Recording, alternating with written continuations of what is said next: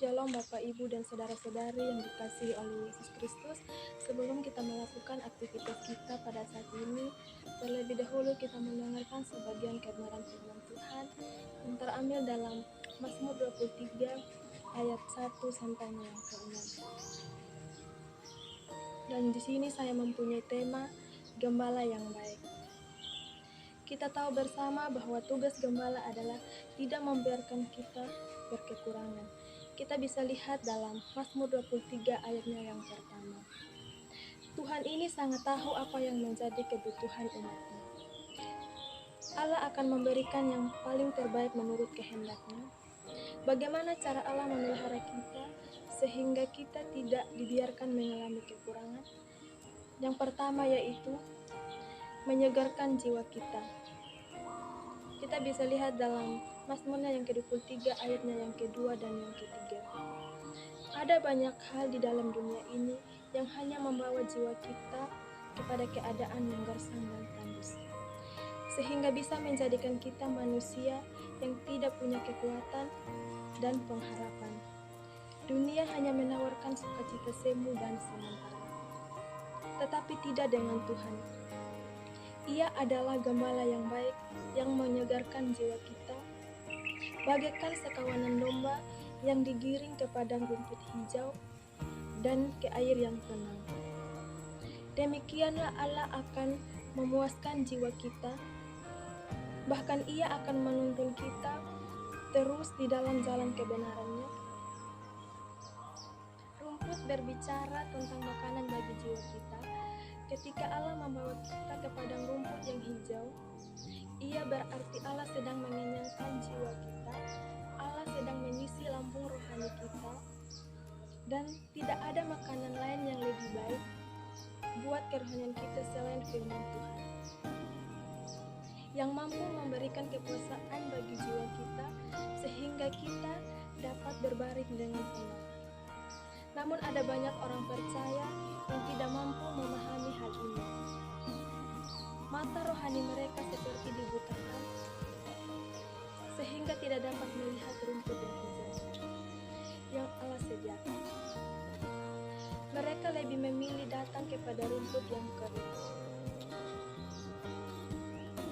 sehingga mereka tidak dapat berbaring dengan baik, tidak memiliki kualitas tidur yang baik meskipun secara jasmani mereka tidak kekurangan.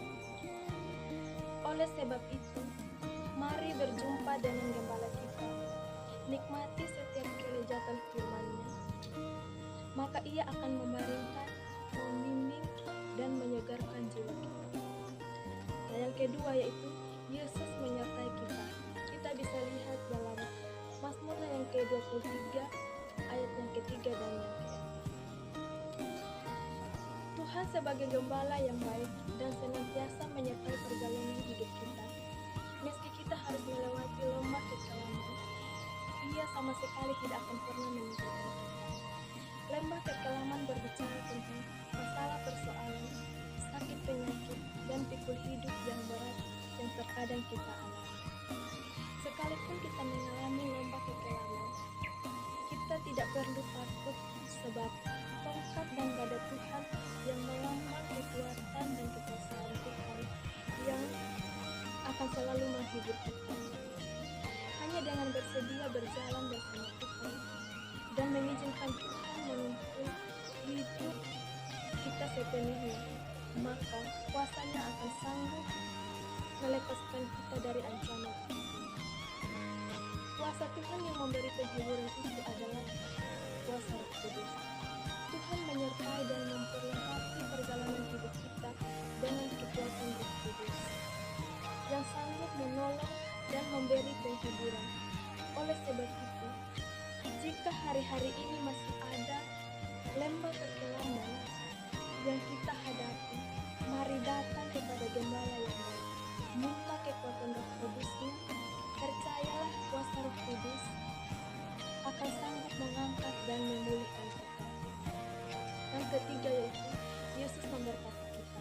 Kita bisa baca dalam Mazmur yang ke-23 ayat yang ke-5 dan 6. Gembala yang baik menjamin hidup kita penuh dengan berkat yang melimpah secara jasmani dan rohani. Bahkan kebajikan dan kemurahan Tuhan mengikuti seumur hidup kita. Jadikan Tuhan sebagai gembala hidup kita.